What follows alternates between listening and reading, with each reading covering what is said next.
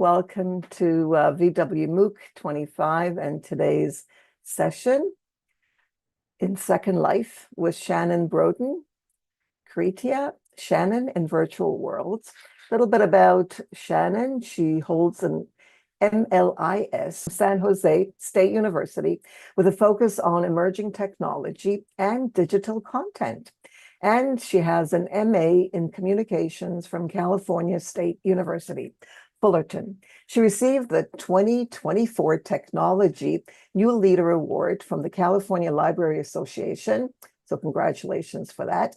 She currently is a member of the ALA, including ACRL and ASIS and T, a certified yoga instructor with the Yoga Alliance. She emphasizes breath work, meditation, and chair yoga, which is very popular these days.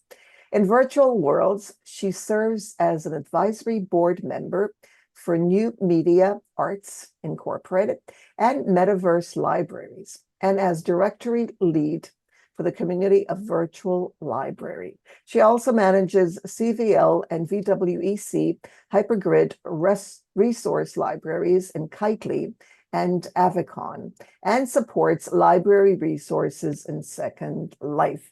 So I'm really thrilled to introduce to you Shannon and our session today. Thank you for joining us. And Shannon, you may start. Thank you very much for having me, and thank you everyone who came to be with us in World today. Let me come around and see if I can get a shot of you there. Hello. And thank you for your patience, those of you who have been here, because there were a few last minute technical things that I've had to adjust, and I think we will be okay with this. And that's one of the things about mindfulness, is when things don't go as you plan, you just take it easy. And as already said, I am Shannon Broden in real life, known as Kreatya or Kreatya Shannon in Virtual Worlds. Today, we will be discussing educating about mindfulness in virtual spaces. And for those of you who arrived in the last couple minutes, I do recommend changing your environment in world to sunset tones. That is what should work here in order to best read the presentation and get the sense of the environment. Nellie already gave most of my background, and I appreciate that. And as mentioned, I do have a Master of Library and Information Science from San Jose State University and an MA in Communications. My particular passions are about digital content and emerging technology. Now, however, one of the downsides of having this much of an interest in those areas is spending way too much time at one's desk.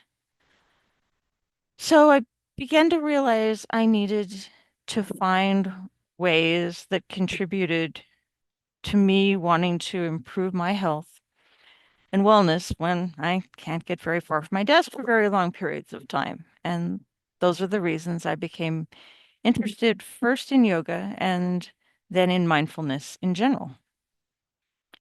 So our goals today is that participants will learn the difference between meditation and mindfulness.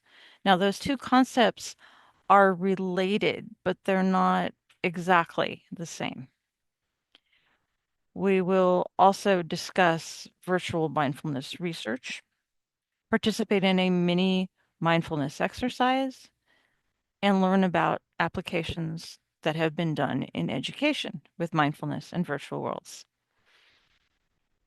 Some of what you heard today was inspired by my attending Dr. Nellie Deutsch's Mindfulness Awareness Practice course as part of integrating technology for active lifelong learning. Now, our final project was to create a mindfulness session. It wasn't one that was necessarily meant to be geared to virtual worlds, but since that's very much what I have an interest in, that was what I chose to make my focus. Now, I'm pretty new to a lot of the stuff involving production and machinima. So there was a lot of practice makes perfect for me on this. I'll try to come in a little closer on my presentation here. Originally, I recorded it with OBS and then edited with Adobe Premiere Rush because that's what I had at the time and working under deadlines. I didn't know various ways that you could remove the information in your UI, either live or in post. So the first version has all that information still on the sides. Now, like today, I could just hit Control Shift U and it would prompt me like this, and I could make all that go away, which I could have done for that particular project. But here, because I need access to chat and a few other things, I can't do it for this live stream. But I could have done it for that had I known, but I didn't know at that point. The other issue I wasn't aware of until afterwards was that the sound volume on my first cut was really, really low. So after turning that in and workshopping it with some folks, that was part of the final assignment, was to actually go through a meditation session with people. I learned, okay, how can I make this better? And so I then had to take that original footage I shot, ran it through, paid it for Adobe Premiere Pro, in large part because they stopped giving me access to Rush. I no longer had access to it. So I then had to crop out the sides in black to hide the UI, though it did end up cropping parts of my slides in ways I didn't like, but boy, was I able to improve my sound volume. And I was really pleased with that. One of the big questions that came up during class was, what is the difference between meditation and mindfulness? As I recall, I think I'm the person who initially raised it in one of the discussions. So for meditation, one example of a definition I know from my yoga experience is that can define meditation as the last four limbs of yoga collectively. That's beyond the scope of what we're going to talk about today, but there's 8 different limbs to, and I use limbs in air quotes for anybody who just saw that on Zoom, but I don't want to minimize that. There's 4 different concepts that are on one side and then 4 on the other side that are more body and spiritual. And the difference, of course, for that will vary for different religious and spiritual practices. But to take it on a higher, more overall arching idea, I went to the American Psychological Association to see if they had differences in their definitions for defining meditation. Now, the American Psychological Association looked at it more as a profound and extended contemplation of reflection in order to achieve focused attention or an otherwise altered state of consciousness in order to gain insight. They do mention that it is traditionally associated with spiritual and religious exercises, such as yoga, which I just cited, but that it could also be used to provide relaxation and relief from stress. Now, looking at how the APA looked at mindfulness, they said that it was an awareness of one's internal states and surroundings and could be applied to various therapeutic interventions. Personally, I found this to be a very interesting approach to it, and it clearly made it obvious, at least from the viewpoint of the APA, that they saw the two of them as intertwined, although separate. Another interesting example was there was a text that I had looked at during my library studies that was geared for librarians on yoga and meditation in libraries, meant to be a practical guide for librarians. For the librarians, it summed it up that mindfulness is the deliberate observation of your thoughts, emotions, actions, and surroundings. And for meditation, it was described as the deliberate act of sitting or moving in a mindful manner while observing the breath or thoughts with intent of obtaining an inner quieting. I looked there actually are not that many articles out there that are specific to mindfulness and virtual worlds, and even less so when you combine mindfulness, virtual worlds, and education. There was a very recent article that I read at the time that I'm, presenting this. This is August 2025, and this was a June 2025 article in Mindfulness that was a scoping review of mindfulness in the metaverse, so I saw that as very timely. And the ones who wrote this article felt that an unclear definition of mindfulness was, in their words, a critical weakness, because definitions in studies either had limited or sometimes even failed altogether to define mindfulness.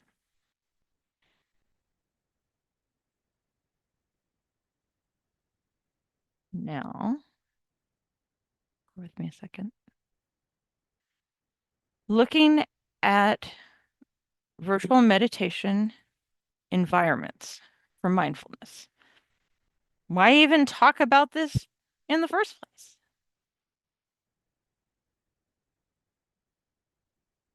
Well, there are some studies that have been done that note some pros and cons that are worth looking at. One study found that an employee's negative emotional states improved after spending about 20 minutes within a forest simulation, similar to maybe what we're seeing today, maybe built with, since they use virtual reality. You could also do it in a goggles environment. I don't see, I mean, obviously they did their specific research, but I think it would depend on the person ultimately what they were comfortable with. But in their research, it was a goggle-based environment, as I recall. Another study compared conventional and virtual reality approaches toward mindfulness, and that one noted that only the VR environment seemed to reduce negative emotions. So what about the other side of the coin? There were some concerns expressed that the research appeared to still be too reliant on participant self-reports, and that almost everything out there, in fact, everything I ran across for sure, focused on single or brief exposures. There isn't yet enough literature to talk about long-term impact. And there was some research that looked at the use of virtual reality versus non-virtual reality to help with mindful breathing, and they didn't see any difference in that particular study from 2024. Now,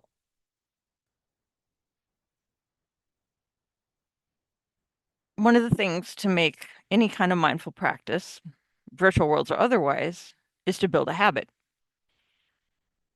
A question that was part of the course that I did for integrating technology, we had to phrase a question to a custom OpenAI model that was provided to us to brainstorm a set of steps for establishing a habit. And in my case, I expressly asked it, what would you do to establish a habit in virtual worlds? And this is high level what it came back with. There were some specifics that I chose not to go with or were not as appropriate to browser-based VR, which is what I was looking to explore in the class. But here are the high-level 5 steps it came back with. Step 1 was about setting intention in the real world. And I agree with that, because to make mindfulness effective, it really should not be something we just rush out and say, I'm going to set aside now, but I'll go off and do something else, that kind of thing. No. It should be with intent. And so I know that does seem a bit obvious, but that's where it started. For step 2, talked about entering the virtual environment. And to me, that's more than just, hey, I logged in now. It's intentionally going to the exact place that you want to be in that environment before you start. For example, currently, I personally live in a very urban environment, but my formative teenage years, early college years, I lived in the inland Northwest in the United States. And a lot of pine trees, a lot of rural cabins. And that's why we're out here on on my land for this presentation. This is my personal space. And I really wanted for myself, if I was going to build something to use, that it would kind of remind me of home, since all my family has left there and I can't go back. So for my space, I recreated something that meant a lot to me personally.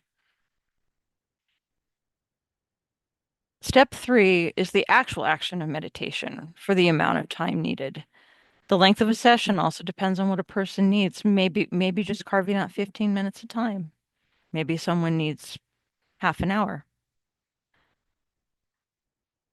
Step 4, I think, that it put kind of really is a concurrent thing with step 3, depending on how someone wants to structure what they're doing.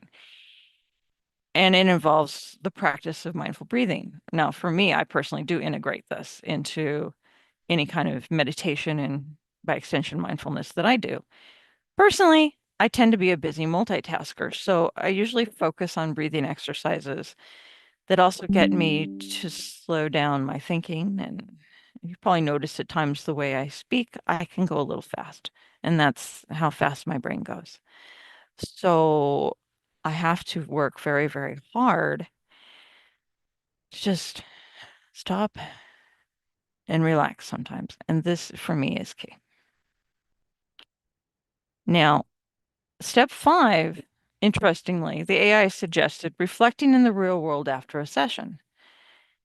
It had a specific emphasis on journaling. Interestingly enough, I personally have taken interest in journaling this year. And so that suggestion for mindfulness dovetailed well into my personal life. For some people, they may not be as big on writing things down, or just a few minutes of post self-reflection, sitting in a chair, whatever may work for them. And again, I think that's really all dependent on the person. And so far, okay. For the next part, it is the 6-minute practice session. But first, what I'd like to do, if I may, bear with me for a second. I have a second screen. I need to go pick this up. If there are any of you that came in late or don't have access for any reason to the live sessions that are in world with me right now and want access to the whole deck, I have been trying to shoot this in such a way that the folks on Zoom can see the deck pretty well. But if you want that as a takeaway or whatever, I'm making sure that that link is here. And I also going to do that. So those are on Zoom. There you go. If you need that for any reason, want that as a takeaway, there you go. Now, like I said, we're going to try a 6-minute practice session using bells and images. If you don't feel comfortable following along, just feel free to observe. But know with any program, there can be a possibility of physical injury if you engage in any recommendations, doing so at your own risk, and you're voluntary participating, and assume all risk. I just always feel more comfortable if I say that. I do figure that most people know that, but right before we started, I do understand there is a technical issue there, or there may be. For example, I cannot hear the bells myself, even though I did a dress rehearsal several times this week, and I could. I don't know if it's specifically how we're hooked up or not, but people in the audience told me they can. So there's 2 ways I'm actually going to be handling this. I wanted to also set this up in case there's anybody with issues that cannot hear very well to follow along. And the images are both for the folks in Zoom to have something while we do it, because I know those of you in world can cam around and take advantage of doing what you'd like to do during the exercise. But if there's anybody who has trouble hearing, and I will restate this again later, there will be a way the images are sorted out. And I'm just letting everybody know in advance that I will do my best with the bill, but I can't hear it. So going forward from there, let's talk about real life body positioning for virtual world meditation. As Nellie stated in the beginning, a lot of what I'm going to talk about, because we do still have our real bodies sitting in the chairs as you do this, a lot of the recommendations I'm going to talk about are based on chair yoga techniques. Most peer-reviewed information about chair yoga discusses it in relation to seniors and those with limited movement. However, there has been application and some research to using these techniques in office environments and for healthcare providers, but that's very limited. The main components of chair yoga can be described as seated and synchronized body movements, done with breathing and inner awareness, with a primary purpose to consciously keep your joints moving and providing gentle muscle stretches. And believe me, personally, I need those a lot. Okay. And I know that because you've come to this, I don't know what you're sitting in right now, but generally, chairs with wheels are not recommended. That's generally a true thing for chair yoga. I know a number of us may be sitting in wheeled office chairs. Disclosure, so am I right now. But anything we're doing today is not elaborate enough that I think that's going to be a concern, because it's more like sitting up straight in the chair sort of things. Just don't lean back too hard. But some of the other things, if you look more deeper into chair yoga, those are important, that you really, really are not in an office chair. It's always good to make sure that you are seated comfortably in a safe area. I say that safe area because I know some people, depending if you're using other environments, you may be using VR headsets, or you could be joining us on the mobile app today for Second Life. And so then you do have to be more aware of what's around you. Or like I said, straight back chairs for desktop. And if you're wearing an audio headset for your mobile, your desktop, make sure that it's not in your way, that you're not getting strangled by the cord. Those people on Zoom who can see me on camera should be seeing that I'm holding up my cord. So I have to think about these things. And there are other ways, if you've got like a VR headset on or the mobile app, that you can be. You can choose to keep that back straight. You can stand in what yoga calls a mountain pose or Tadasana, or in a cross-legged seated position on the floor. And what you're seeing here right now is there. That is the mountain pose set up. As I said, I've got my avatar. Thankfully, this is a pre-programmed yoga mat that somebody made and was available in the marketplace that allowed me to set up the poses that I wanted. And this is an example of seated position.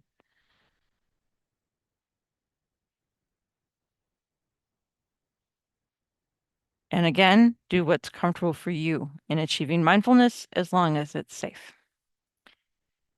Now, in terms of how to breathe, the simplest form to start with is a basic box breathing technique.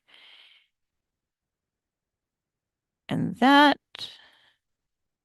involves the idea of breathing in slowly for 4 counts, holding for 4 counts, your breath out slowly for 6 counts, pausing and then repeating. The idea being that you're just supposed to focus on the breath and try to clear the mind of other thoughts. And that's hard. I'll be the first to admit that. And it's okay to lose focus. You just come back to the breath and the breathing and you start over. That's fine. As the card says here, it talks about listening for the bell at 2-minute intervals, and I can still ring it. So, my hope is the rest of you can hear it. And there will be 3 bells, and then that will end the 6-minute session. And so it'll begin on the first bell. And as I said earlier, and it's in the speakeasy this time for those who need it. For those who can't hear audio, I'm going to advance the slides at every one of the 2-minute intervals. And I have 3 images on the following slides. All of them were taken up on my work sandbox and at different periods of time. And it's really nice to be able to adjust an environment in virtual worlds to meet what you need. And so I see that Nellie gave folks there a little cue, like if they wanted to find a different chair there. So bear with me 1 minute. We have this for those of you who are not regularly in World. We have ways that people can send us messages, and sometimes that requires closing conversations, or they'll keep talking in the side. And I don't really want any distractions for us for the next 6 minutes. Okay, so with that in mind, I am just about to begin. I need to move my camera backward. There we go. So hopefully you hear the bell, and if you don't, just watch for the changing images up next to me.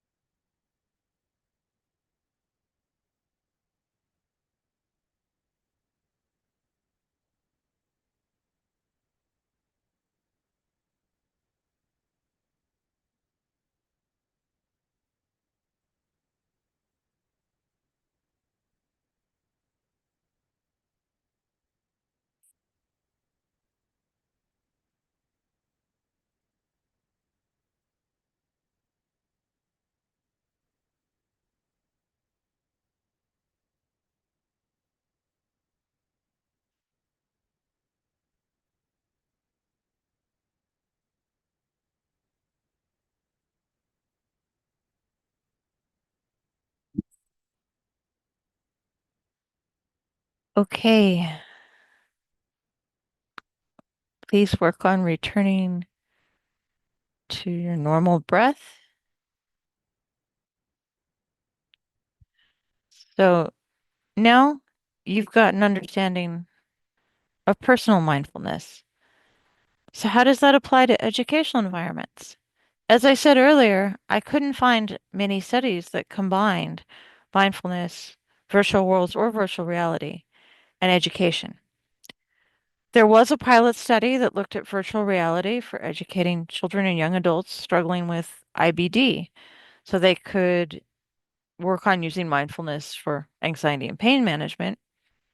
Another one suggested that virtual reality mindfulness sessions might be helpful for students coming in to attend a university.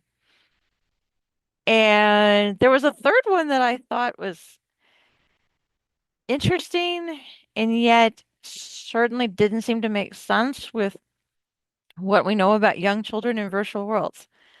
Someone did a literature study looking at a cross section about kindergartners, mindfulness, and virtual reality to see if there were literature gaps, which there were.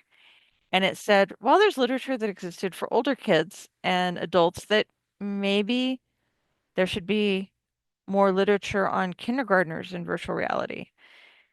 And knowing how their brains are so formative at that age, that's kind of touchy. But I thought I'd bring that up to let you know that it was out there. I personally would love to see more research. And as educators interested in researching these kind of spaces, perhaps some of you out there have more to bring to the table and could. And I would love to see it. So that's that's that's just what I'd like to express. Now, I really, really want to thank you for letting me speak today. And there is work that I'm doing right now with the Virtual Worlds Education Consortium for their area in Kitely to set up more of an interactive session interwoven with roundtable discussion to take place over there in February 2026. And I thank everyone for being here. And I see that we do have a little time remaining, and I'm willing to take what questions I can. Mainly my goal today has been to present what I've seen and hoping that others will be inspired to do more. And I do want to thank Greg Krim for a lot of the technical lessons that he gave me last month prior to the MOOC. There was also some of you may have seen early on, there was a HUD that had preset camera angles that I was trying to use that decided to quit on me right as I started. So thank you for bearing with my camera work. I'm a bit more trained in radio TV and used to using preset shots. So doing my entire own camera work was completely new to me. So I appreciate your patience with that. And I definitely have to thank Dr. Nellie Deutsch and everybody involved with VW MOOC for letting me present to you today. Now, is there any questions that anyone out there has?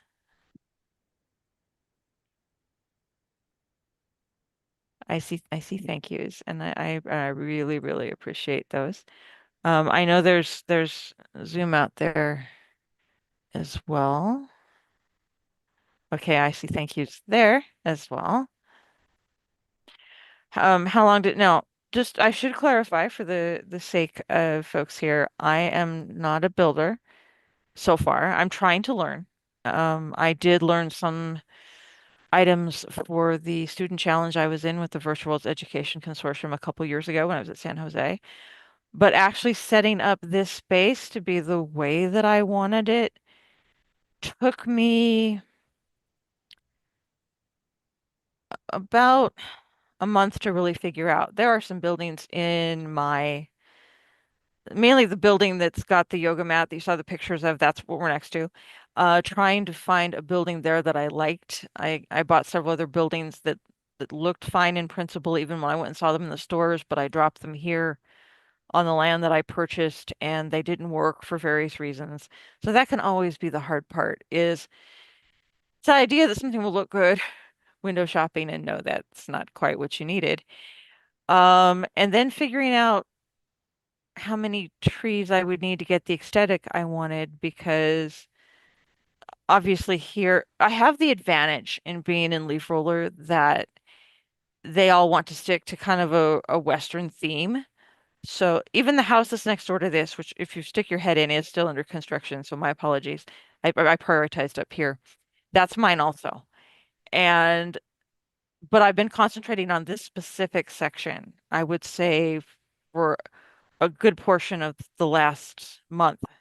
But I really had to accelerate what I was doing when I found out how we were going to be doing the sessions for MOOC this year. I was like, okay, do I want to present in Chibo or do I want to do it here? And it made more sense to do it here. And so that meant I had to put in a lot of hours in a short amount of time. I think I would have spread it out and casually done it longer had that not been the case. But so yeah, roughly about from the start of the month till now was when I would say I was seriously working on it.